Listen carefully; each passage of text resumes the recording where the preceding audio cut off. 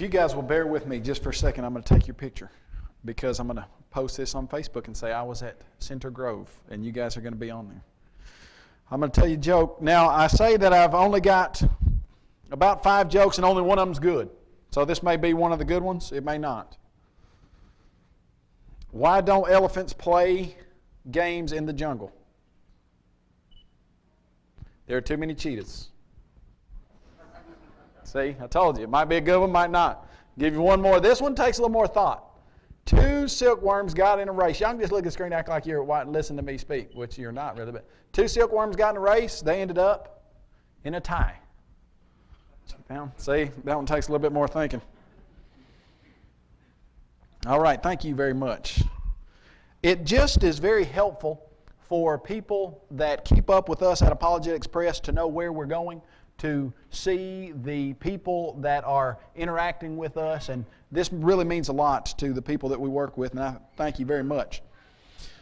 When we are called upon to defend and preach the whole counsel of God, sometimes that means we're going to be dealing with subjects that you might not even think would fit into that category. But I think you'll understand where I'm going with this in just a minute.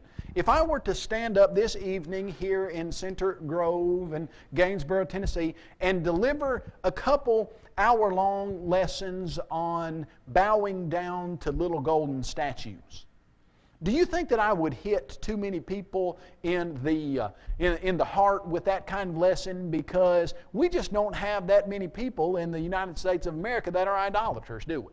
Now, if I was in Israel back when David and even Abraham was around, of course that'd be pre-Israel, but they had a very serious problem with idolatry. We don't have a problem with bowing down to little golden statues or worshiping on top of hills where there are trees that are grown to be idols. That's not one of the things that we have a problem with.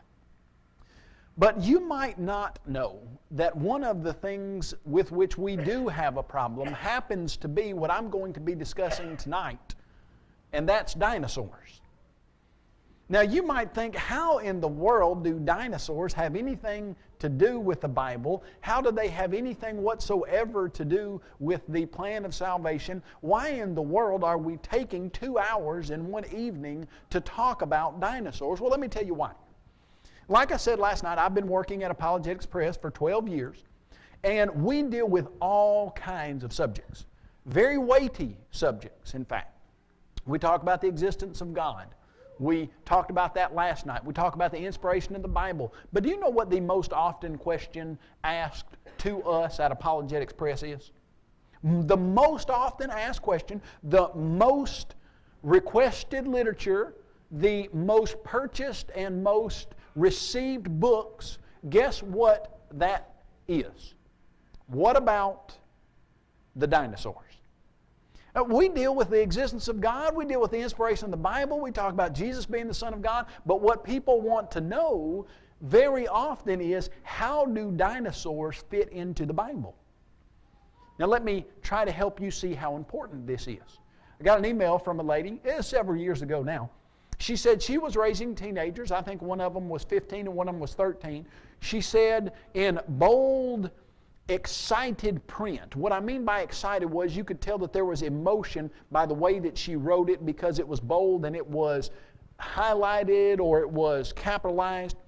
And she said, "I'm afraid that I'm losing my children, and dinosaurs were the place that it started."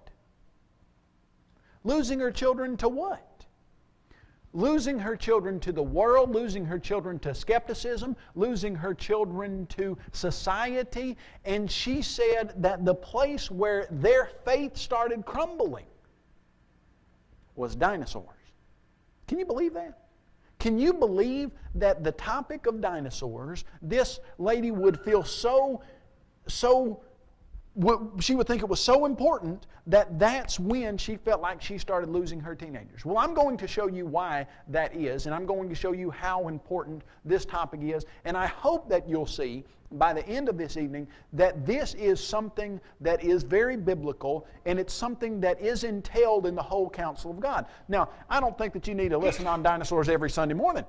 That's not something that you're going to need to make sure that a congregation will know how to grow spiritually, etc. But you do need this information sometime at some point so you'll be ready to give an answer, and it does go to how you'll be able to teach the whole counsel of God. My mother was speaking at a congregation of about 90 members right outside of Columbia, Tennessee.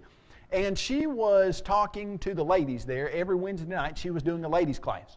And in this ladies' class, the ladies there brought up dinosaurs. And she asked them what they had been taught about dinosaurs. And 13 ladies were there. And they said that the preacher, prior to the one that was there when she was there, had explained to the whole congregation that dinosaurs never existed. That they were made up by evolutionists and atheists to teach evolution and to teach atheism, and that they were a figment of the secular scientific imagination, and nobody should ever believe in anything about dinosaurs because they never really existed. Now, if that is the explanation that you have been given or you have been giving about dinosaurs, you're going to be in some serious trouble. Because let's say that your third grader, fourth grader, fifth grader goes to school and is introduced to a book that shows him or her all about the pictures from an excavation out in Wyoming. And they see pictures of these bones coming out of the ground. They see these scientists pulling them out and putting plaster on them. Then they see these bones that have been plasterized being moved over to a museum and being set back up in the museum. And the final product is a Tyrannosaurus Rex. And your kids see the entire process. In fact, they're invited to take a trip out to Wyoming and see all of the dinosaur fossils or all of the footprints. If you do go out to Wyoming and you see all of those fossils and footprints, what kind of explanation are you going to give when you have said that those dinosaurs never existed? Well, you're going to be in serious trouble. Now, suppose that a sixth grader comes to you and says, what about the dinosaurs? You say they never existed, and the sixth grader sees the evidence that shows they absolutely positively did. What's that going to do to the sixth grader's view of what you teach that sixth grader? Well, that's going to definitely challenge your credibility with that young man or young woman, isn't it? So what I want to do this evening is to help you see that dinosaurs fit into the Bible perfectly. What we know for a fact about dinosaurs scientifically coincides with exactly what the Bible says, and what you're going to see is that dinosaurs historically were used to bring glory to the God who created them. They have been hijacked by the evolutionary community and have been used to teach evolution, but originally, when God created dinosaurs, He pointed to dinosaurs and said, these are the most massive, wonderful creatures that are walking on the earth. If you can't control these creatures, Job, do you think you can control me? And so dinosaurs used to be used to bring glory to God, and they've been hijacked to be used to teach evolution, and we're going to show you how they fit into the Bible. Now, dinosaurs are all over the place. In fact, if I were to ask you, you seen any dinosaur stuff lately, all you've got to do is keep your eyes open. This is an oatmeal package, and I don't know about you guys, but when I was growing up, oatmeal, I just didn't feel like that was right for my mom to feed me something that I could feed the horse outside. I just thought there was something wrong with that. You know, she would dump oatmeal into the bottom of a big gray pan, and it would be about this thick. And she would take a big spoon and slap that stuff into a bowl. And I thought, what in the world? And I would dump as much sugar on it as she'd let me, and then as much butter as I could put on it. And then you drown it in milk so that you forget that you're eating oatmeal if at all possible. So that's how I ate oatmeal. I don't know about you guys. But now they have individual packages of oatmeal, right? And so they don't have all the big sludgy looking horse feed oatmeal. Now it's just in your little individual package. And in this individual package you have the fossil fun, a Factosaurus. On what continent did dinosaurs first appear? You know, this seems fairly innocent enough. You got a kid who's eating oatmeal. He's trying to take his mind off the oatmeal, so you give him a Factosaurus. He starts reading about this stuff. On what continent did dinosaurs first appear? What's the implication of that question? The implication of that question is there was a time when dinosaurs were not here, and they originally appeared on some continent. And then they say, oh, this is a trick question. All the continents were joined together during the early Triassic period in one big continent called Pangaea. Do you know when the early Triassic period is? Well, you might not know that, but maybe your kid has been reading his earth science book and he or she sees that the early Triassic period is supposedly 250 million years ago. So this oatmeal package is telling your kid that some 250 million years ago there were no dinosaurs, and then they evolved to start existing 250 million years ago. Well, if you were to ask these same people who wrote this Factosaurus, according to your idea of evolution, if dinosaurs came along 250 million years ago, they died out about 65 million years ago, supposedly, according to you guys. When did humans come on the scene? Do you know that they would tell you that humans didn't arrive in one shape, form, or fashion until about 6 million years ago? So dinosaurs and humans were supposed to be separated by some 60 million years. Now, of course, I think you're going to readily see the problem with that, because when you go to Genesis chapter 1, now remember we're trying to teach the whole counsel of God. In Genesis chapter 1, on day 1, God creates the earth. He separates light from darkness. The light He calls day, the darkness He calls night. What day does God create land, living animals? On day 6. What else does God create on day 6? Man. So according to Genesis chapter 1, God created land-living animals. Dinosaurs were land-living animals. He created humans on day 6, land-living animals on day 6. In fact, the Bible says that God brought all the animals to Adam to name them, and there was not found a helper suitable for him. And so He put Adam to sleep and took one of his ribs and created Eve to be a suitable helper for him. What day were animals, dinosaurs, created? 6. What day were humans created? 6. So humans and dinosaurs weren't separated by 65 million years. They're created on the very same day. Now, some people have said, yeah, but those days could be millions and millions of years. No, they can't. I'm going to show you that Sunday morning, and there's no need whatsoever to even think that, because dinosaurs and humans living at the same time goes perfectly with everything we know scientifically. But that's not what people are taught about dinosaurs. In fact, 99.99% of any piece of literature that you've ever seen on dinosaurs, any Discovery Channel episode that you've ever seen on dinosaurs, anything that you have ever watched, looked at, viewed, or taken into your mind on dinosaurs, 99% of it says that humans and dinosaurs did not live together. Here is a Wendy's kids meal bag. This Wendy's Kids Meal Bag has a fact down here in big red letter. New findings show that birds are probably related to dinosaurs. Scientists in China have discovered 2 fossils of feathered dinosaurs. Now, here's why this makes me angry. It makes me angry for a couple reasons. Number one, when you hear the word fact, what are you waiting on? 2 + 2 = 4. You know, that's a fact.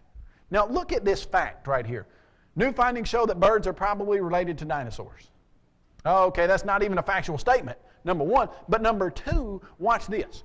They say that scientists in China have discovered 2 fossils of feathered dinosaurs. That's a lie.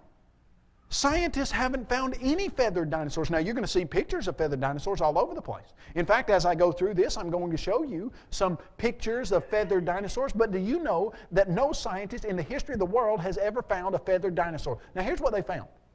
They found some dinosaurs that have some odd filaments. When you ask the scientists who have found these, do they look like feathers? They say, no, they don't look a thing like feathers. But they must be feathers because we have concluded that dinosaurs evolved into birds. And you say, why in the world have you concluded that dinosaurs evolved into birds? And they say, because they've got proto-feathers. And you say, why are you calling the things on them proto-feathers? Well, because they evolved into birds. You follow me? Watch this. Well, how do you know they evolved into birds? Because they've got proto-feathers on there. Do you see the circular reasoning there? They say, well, we think they evolved into birds because they got something that we're going to call proto-feathers, proto meaning coming before, but no scientist has ever found anything that has a feather on it that's a dinosaur. That is a lie. Now, let me tell you why else this is a lie. Number one, it's not scientific, but number two, on what day did God create birds? Day 5. On what day did He create land-living dinosaurs? Day 6. Could dinosaurs have evolved into birds if they were created after birds? Certainly not. So the idea that if you were even to suggest, well, what about these days in Genesis? Couldn't they be billions or millions of years? No, they couldn't. But even if you gave people that amount of time, which we won't, but if you did, the sequence still wouldn't be right. Because supposedly, according to evolution, dinosaurs evolved into birds, but what were created first, birds or dinosaurs? Birds were created on day 5. Dinosaurs didn't come along until day 6. Continue with me here. This is what I call the standard dinosaur book. If you go into Barnes & Noble, guess what you're going to find? You're going to find a whole section on dinosaurs. You're not going to find a whole section on lions. In fact, you're probably not even going to find a whole section on mammals. But you will find an entire section on dinosaurs. And here's what you're going to read. Millions of years ago, dinosaurs roamed the earth. There were dinosaurs on the earth for 120 million years, but all of them had disappeared long before humans lived. Listen to me and listen to me closely. There's one idea that the people who are writing dinosaur books want to get across to your young people. Just one. And if they can get this idea across to your young people will have a very serious problem accepting the Bible as God's Word. Listen to me.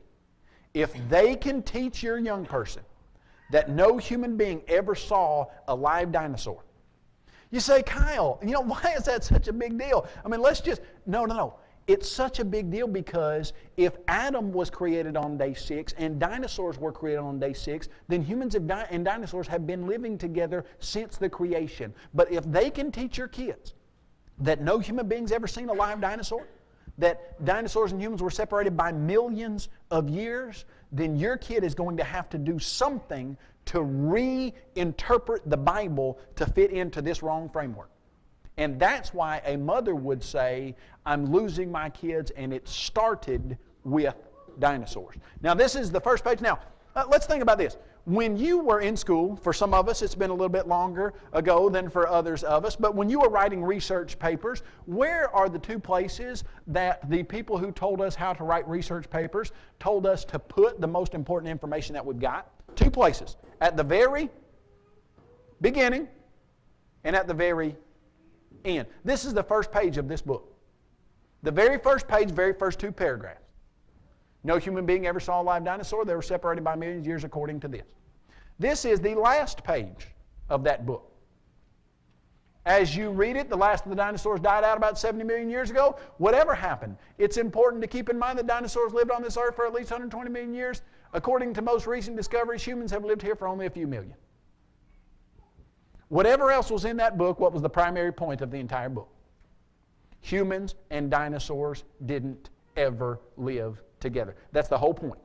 Now, they're going to, in the middle of it, explain to you that a Tyrannosaurus rex was a huge 47-foot-long lizard that could grow to be 20 feet tall at the hips and that could bite off a single bite of meat that weighed 500 pounds in one bite. They're going to tell you that the Tyrannosaurus rex had some of its teeth that were 13 inches long, longer than a banana, that were serrated like steak knives, and they were killer predators. And all that stuff is very, very interesting. But they don't care if your kid really knows how long a Tyrannosaurus rex was. They're only using that to get across a singular idea, and that's no human being's ever seen a live dinosaur. And humans and dinosaurs were separated by millions of years. And if they are successful in teaching that one idea, your children are going to have a problem accepting what the Bible says. Ritz crackers. How do you sell a Ritz cracker? I'll just make it look like a dinosaur. Now I have a little pet theory about this particular Ritz cracker. What I think is their machine started messing up, and they spit out this messed up cracker, and they thought, we just put out 20 million of those. What in the world are we going to do with them? Oh, well, we could make them look like dinosaurs and sell them as dinosaur Ritz crackers. And so that's what they did. You go into a store, and you've got a second grader and he sees a Ritz cracker in the shape of a dinosaur, or he sees a little round Ritz cracker that's kind of boring, which one's he going to want? I mean, he's going to want the Ritz cracker in the shape of a dinosaur. You know that's what's going to happen, and so they probably sold. Now, look right here. What do those look like? This is National Geographic Kids. Feathered dinosaurs, don't they? In fact, they've got them looking almost just like birds, feathered dinosaurs. That's not what dinosaurs look like. They didn't ever have feathers.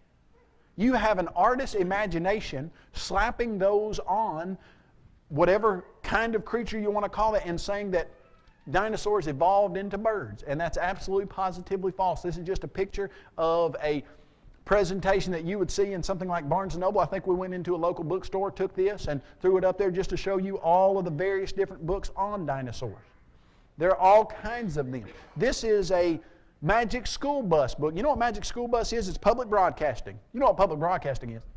The government is trying to decide what they should put out for free that is the most educational. And so they say, hey, do you work in the state of Tennessee? Great. I want you to pay us some money for working here. So you pay them your taxes. And they take your tax money and they say, all right, now we've got some tax money we'd like to shell out to pay for broadcasting on television that is educational. Okay, let's pay for some Magic School Bus on PBS. This is supplied, supplemented by your tax dollars. And here's what they say. Look at this story in the middle. This story is make-believe. Well, you've got that dinosaur chasing that, supposedly a caveman, and the idea of a caveman we can deal with. We could. It would take much more time than I've got this evening, but there were not any cavemen like the media teaches us. Humans didn't evolve from primate ancestors, and they didn't start out unintelligent and move up to the intelligence that we have now. The day that God created Adam and Eve, they were intelligent enough to carry on a conversation with God, and Adam was intelligent enough to name all the animals that came in front of him. Now, does that sound like browed, knuckle-dragging, unintelligent cavemen? No, absolutely positively not. Now, was it the case that sometimes people lived in caves in the past? Sure, it was. When you look at Sodom and Gomorrah and you see Lot and his daughters leaving the cities of the plains and going to live in caves in the wilderness, did some people live in caves in the past? Yeah, but did you have unintelligent people that had evolved from primates that were moving up to people like us? Absolutely positively not. So anyway, that's an aside. Let me move on here though. This story is make-believe. They say, well, why is it make-believe? Well, there were no dinosaurs in the time of cave people. This book suggests to us, Flory writes a little report over here, no people ever saw a dinosaur, by Flory. She didn't put her last name on that. Some teachers would probably mark off. But when early humans appeared on Earth, she says, dinosaurs had already been dead for millions of years. People found out about dinosaurs from their fossils. Now, she's right about one thing. Almost right. She's almost halfway right about one thing. We found out about dinosaurs in modern times from their fossils. What I mean by that is, you ever gone to a zoo and seen a dinosaur? Well, not really. The truth is maybe you have, maybe you haven't. Let me tell you what I mean by that. The word dinosaur means fearfully great or terribly great lizard. Most of the time we think about dinosaurs being huge like Tyrannosaurus rex or Apatosaurus or those massive plant-eating dinosaurs that had long, long tails and long necks. But do you know that the average dinosaur was the size of a rhinoceros? Several dinosaurs were about the size of a chicken. Has anybody in here seen Jurassic Park 1? Anybody seen Jurassic Park 1? You know those velociraptors? Velociraptors that were about 6.5, 7 feet tall, that had a 6-inch razor-sharp claw that terrorized all the people in Jurassic Park 1. Well, they knew before they made that movie that the velociraptor was only about, if he was standing right here on top of that table, he was only about this tall, about 3 feet. Why in the world did they make the velociraptor 6.5 or 7 feet and made him weigh about, you're going to see 200 to 300% more than he actually weighed? Why would they do that? Well, you know, a bunch of people running through a jungle with 12-gauge shotguns aren't going to be too afraid of 3-foot lizards, are they? It's just not going to make for a good plot. Well, the average dinosaur the size of a rhinoceros, some of them were the size of chickens. When we think of dinosaurs, we think of the huge, massive dinosaurs. But if we were to get the real meaning of the word terribly great or fearfully great lizards, are there still some lizards out there that are pretty terribly great or fearfully great? Absolutely, positively. An alligator's pretty big, isn't he? And he's quite a bit larger than a chicken. In fact, quite a bit larger than several of the dinosaurs. So if you were just to say, using the technical sense of the word, are there still a bunch of big lizards out there? Yeah, Komodo dragon can grow to be 10 feet long and weigh 200 pounds. So if we were just to say, does the word fearfully great or terribly great lizard still describe some animals that we have today? Absolutely, positively. But we did find out about most of the dinosaurs, well, all of the things that people generally call dinosaurs, from their fossils. This is a National Geographic. Now let me take a minute and stop right here and say this. I am talking very fast. It just so happens that the average person talks about 220 words per minute. If you go a lot faster than that, you can talk about 440 words per minute, but the average person can listen at a rate of about 600 words per minute. So if I were to talk slower, you could not only listen to me, but there would be a period of time during which your mind would race ahead of my talking, and you'd be thinking about what you're going to have for dinner. You'd be thinking about that Tennessee basketball game that you watched today. And you might think I'm talking fast, but it just so happens that you can listen about 200 words more than I'm talking fast at the fastest that I'm talking. So I'm not really talking faster than you can actually listen, and it makes for us getting through this material, because this material sometimes can take me 3.5 hours, but I'm going to make sure I condense it and get it in about an hour and 45 minutes tonight. So just thought I would let you know about those particulars. National Geographic, 1993. Now here's what we said. Where do you put information that you think is the most important? Very first. No human being's ever seen a live dinosaur. It does not matter if your kid knows about how long a Tyrannosaurus Rex was, anything else about dinosaurs. What's the one thing that these people want to teach you and your children? No human being's ever seen a live dinosaur. And the reason for that is because if your kid buys that, if you buy that, you're going to have a very serious, difficult problem, almost impossible, reconciling that idea with what the Bible says about how God did things. Now that shouldn't surprise you. You know why? Because Paul said that Satan is the god of this world, that he is the father of lies, that when he speaks a lie, this is what Jesus said himself, when Satan speaks a lie, he speaks from his own resources because he's the father of those. Now, should it surprise you that the bulk of our scientific culture is telling us something that's anti-biblical? That's not surprising. Lots of times we think, well, the scientific community, they are a bunch of guys and girls in white lab coats, and they are thinking about everything objectively, and they are only going where the evidence leads them. That's not true. They are tainted by bias just like everyone else, and the bulk of the material that is put out on dinosaurs is put out to get across a false idea. And that idea is that no human being's ever seen a live dinosaur. Now, if you can see this, I don't know if you can very well. This is, I think it's a Tyrannosaurus Rex. And these are a bunch of 6th graders, if I understand it correctly, who are sleeping underneath the Tyrannosaurus Rex bones. You can have a sleepover in the museum and sleep underneath the Tyrannosaurus Rex bones. Now, notice that it says, use this GeoGuide page to help capture the interest of young readers. What are they trying to do? Capture the interest of young readers. And when they do, what are they then trying to feed them after they've captured their interest? An idea that is counter to the Bible, that no human being's ever seen a live dinosaur, and so that if that young person buys that, they're going to have a very seriously hard time reconciling that idea with what the Bible has to say. You know, I think they've said more in this caption than they wanted to, because that's exactly what they're trying to do, capture the minds of your children. Now, Paul told us over in 2 Corinthians chapter 5 and verse 1 through, 2 Corinthians chapter 5 verse chapter 10, where he said that we are supposed to bring every thought into captivity under the control of who? Christ. Well, not under the control of a secular society that's teaching us something anti-biblical. Continue with me here. I'm going to show you a statement by a man named Philip Kitcher. he wrote a book called Abusing Science, The Case Against Creationism. And in that book, he was trying to explain that creation, the idea of creation is ridiculous, and that the idea that there's a God that created the world in 6 literal 24-hour days, that's totally wrong. And he said this: if solid evidence for the coexistence of dinosaurs and humans were found, it would shake the foundations of evolutionary history because, of course, dinosaurs are supposed to have been long extinct by the time that hominids, now that word hominid means human-like primate creatures, and there again you see some false ideas here, but he says dinosaurs were supposed to be long extinct before humans came around. And if we could find evidence that put humans and dinosaurs together, it would do what?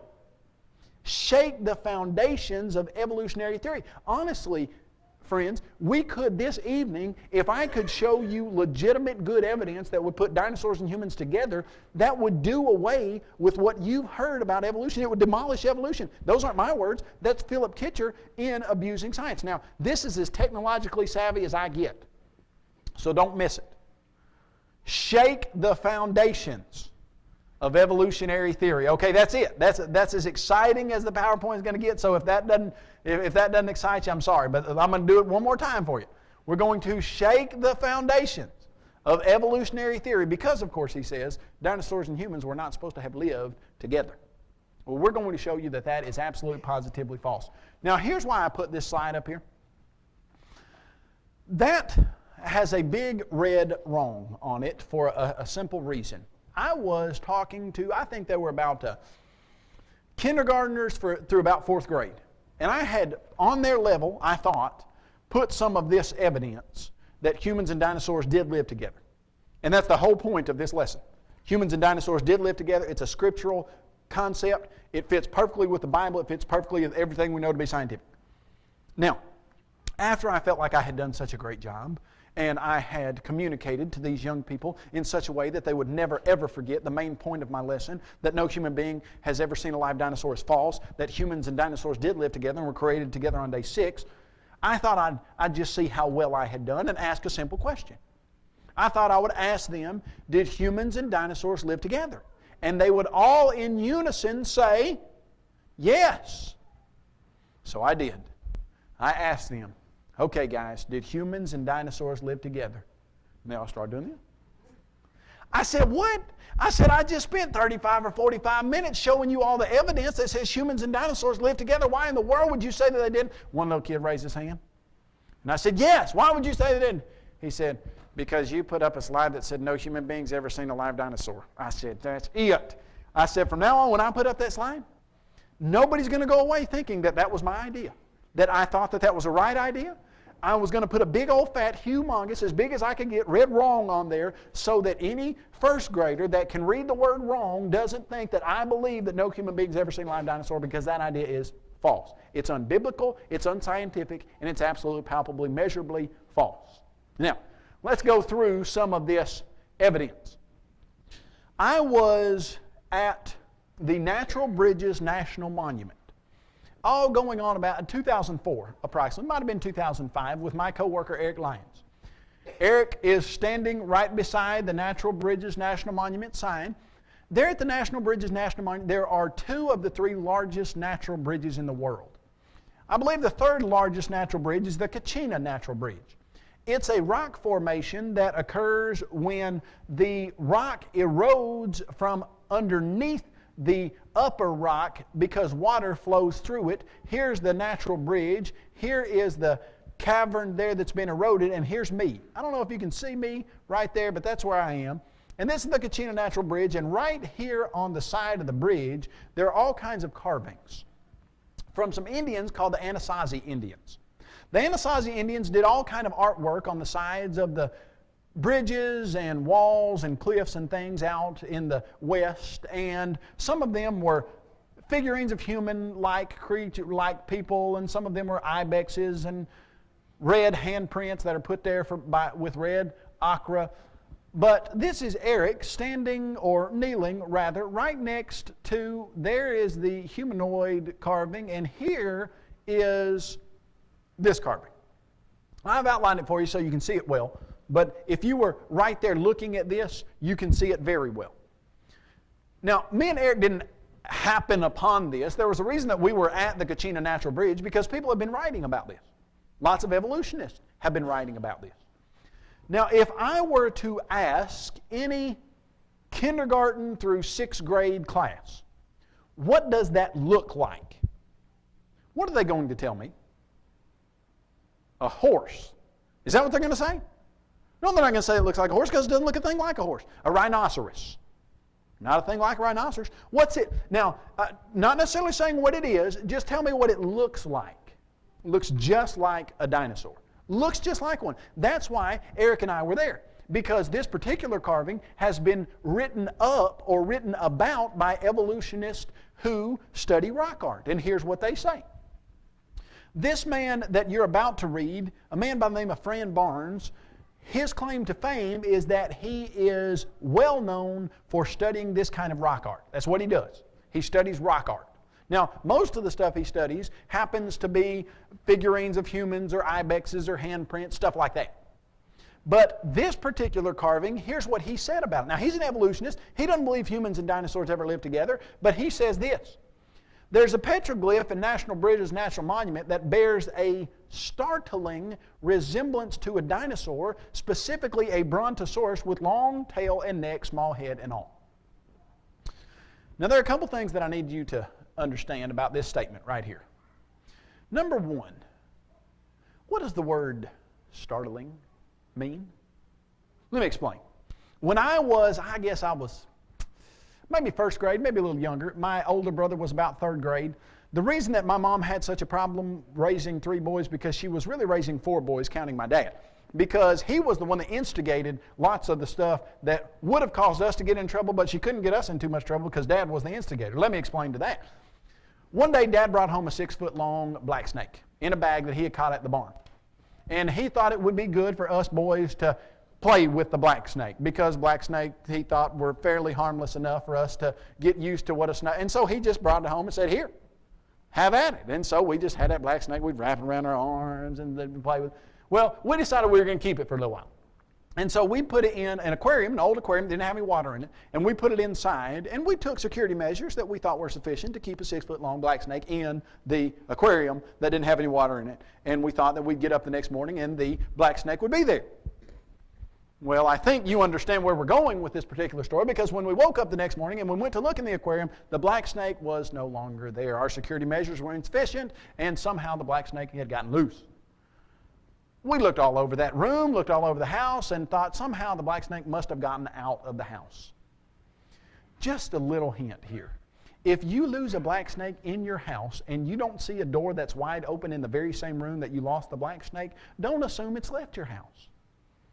3 days later, my mom decides she's going to go to her closet and pick out a pair of shoes. Now, she's going to the closet expecting to find shoes. And we hear a blood-curdling scream echoing through the house. What did she find? Ah, yes, a 6-foot-long black snake curled up in one of her best pair of shoes. Now, do you think she was startled?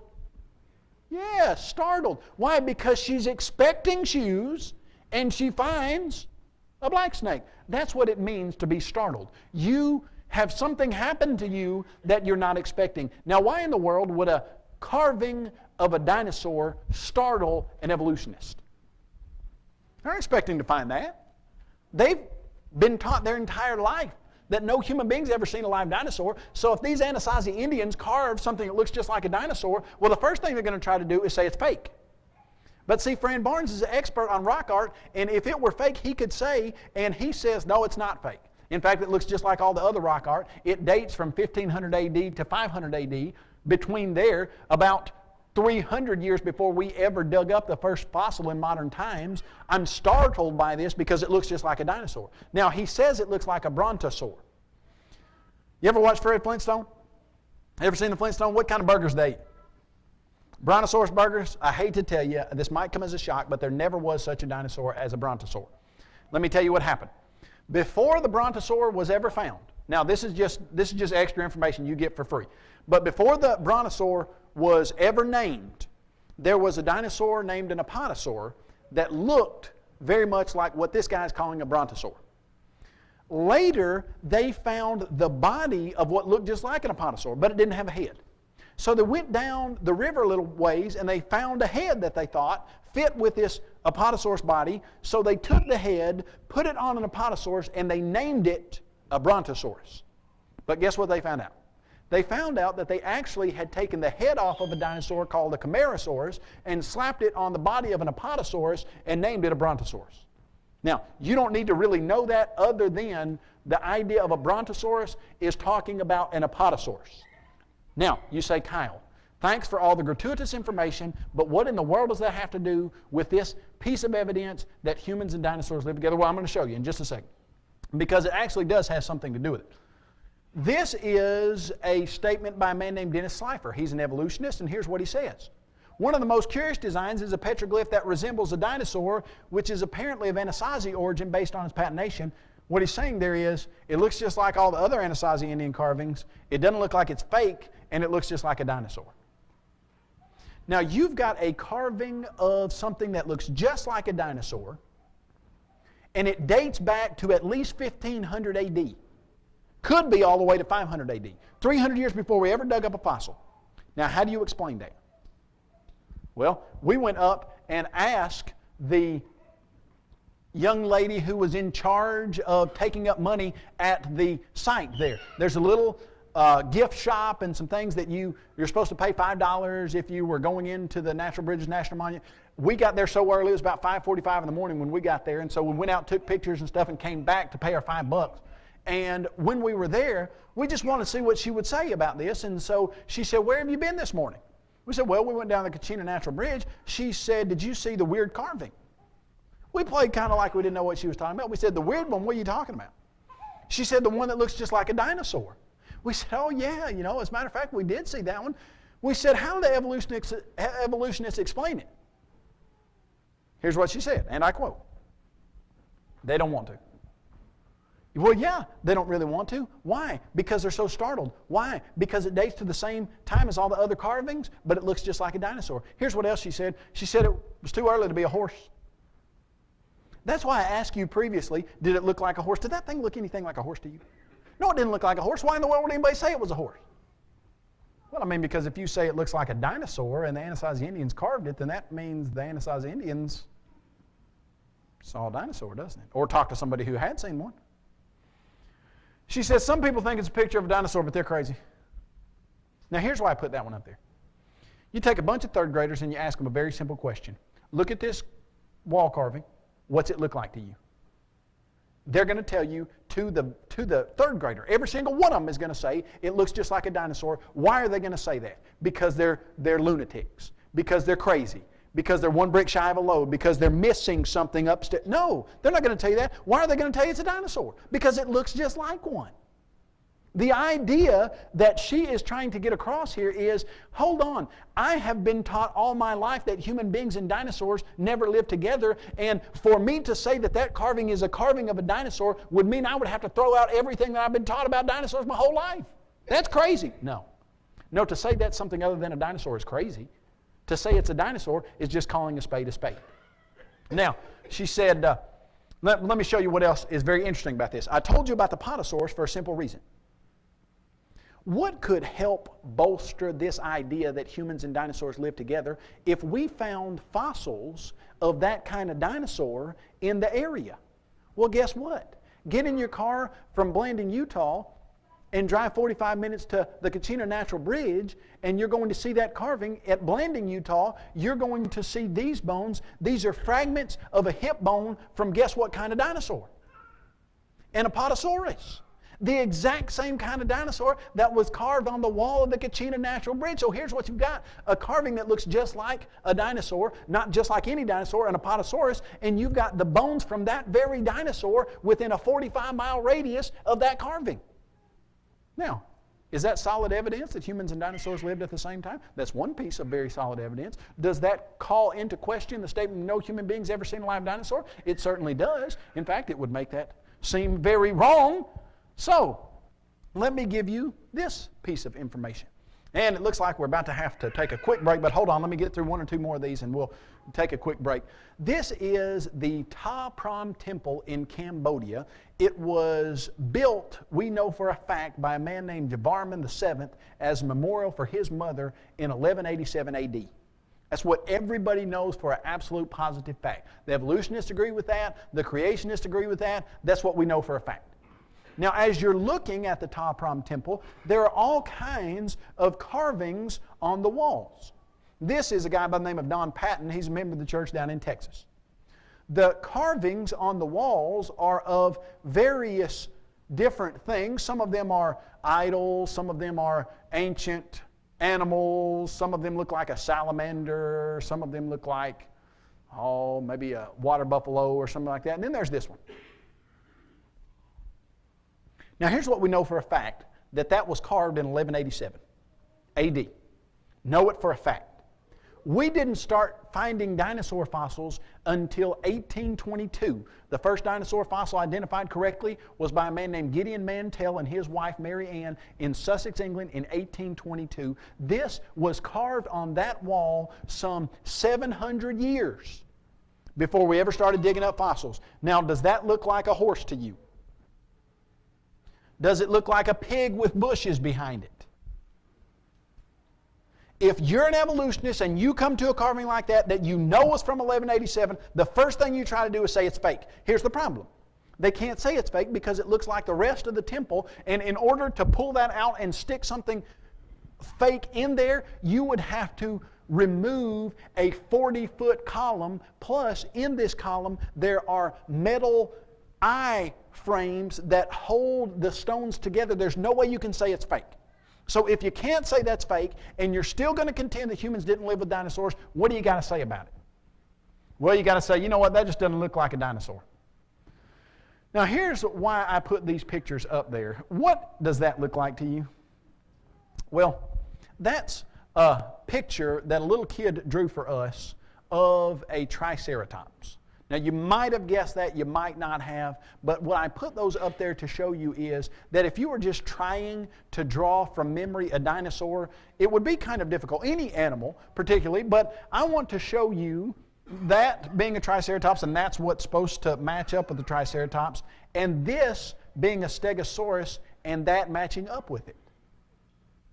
Now, here's what everybody recognizes. That's what a Stegosaurus most likely looked like according to the fossils that we've got today. That's a carving on a wall that was put there in 1187 that matches very closely that Stegosaurus. Now, if you're an evolutionist and you don't believe a human ever saw a live dinosaur and you've got a picture from 1187 that looks like a Stegosaurus, what do you say? Well, number one, you don't ever put it in a textbook. You think that carving's ever been in any science textbook that has any word to say about dinosaurs? Ever? You think it will ever make it into any science textbook that has anything whatsoever to say about dinosaurs? Never will it. Because your best approach, and by best I mean the way that you can keep perpetrating your lie that humans never lived with dinosaurs, is that you just don't include it. If somehow some kid accidentally does run across it, then you say, oh, well, that doesn't look like a dinosaur, it looks like something else. The only serious, and I put serious in quotations, the only serious writing that I've ever seen on this says, no, that's not a Stegosaurus, because that's actually a wild pig with bushes in the back. Almost laughable, but what do you do with it if you're an evolutionist? Well, you see the problem. Well, some people have said, yeah, but that head looks larger than the head of a Stegosaurus. Well, there could be a number of reasons for that. Number one, we only have a very few handful of Stegosaurus skull fossils. So for us to think that we know everything about what a Stegosaurus looked like is pretty arrogant, wouldn't you say? In fact, just about 3 years ago, the Carnegie Institute, that has the largest fossil exhibitions in the country, had to redo all of their fossils because they said, we've gotten them so wrong over the past 20 years, the stuff that we've got up there is not right, we just got to redo them all. So for us to say we know everything about what a Stegosaurus looks like is pretty arrogant. But number two, we picture things that are supposed to look like Stegosauruses all the time that have larger heads. Now, what did the company who made, you know what this is? Now, this is just for the kids' sake. I want you to understand this. Have you ever gotten those little eggs that have in them little spongy type things that are supposed to grow? And they're supposed to get a lot bigger than they are when they start out. And on the package it says, this will grow 400%. Now, when I was a little kid, I thought that meant 400 times. And so I thought that that little dinosaur was going to grow to be the size of my car. And I thought, wow, for $1.50, I'm going to have something the size of my car. This is amazing. And so I bought one, and I put it in water, just exactly like they told me, and it went from this big to this big. And I thought, that's not 400%. Well, it just so happens that 400% is 4 times, not 400 times. So if you ever thought that 400% meant 400 times, that's incorrect. It just means 4 times bigger than it actually is. And so that's why you can see something, that guy is only about this big, and he started out about this big, but he was in a little egg, and the egg breaks and cracks as this guy gets bigger and bigger, sucking in that water. Now, what did the manufacturer of this want you to think it was? Stegosaurus. Wanted you to think that it was a Stegosaurus. Now that looks very close to that, and this is put together by a manufacturer that you know they want you to think it's a Stegosaurus. So why in the world would you say that that's not one? There's only one reason. If you've been taught all your life that no human being's ever seen a live dinosaur, then you would discount this and say, well, it's got to be something else than a Stegosaurus. Maybe it's a pig with bushes in the back. Maybe it's some kind of horse that we've never seen. Maybe. Face value, what is that right there? It's a Stegosaurus. Why would you come up with anything else? Only if you bought the lie that no human being's ever seen a live dinosaur. Well, we're going to take a break now. We'll take about a 5-minute break, if you don't mind, and come back in here in about 5 minutes, and we'll keep going with some of this information. Thank you very much for your good attention. You guys are listening so well, and let's take about a 5-minute break.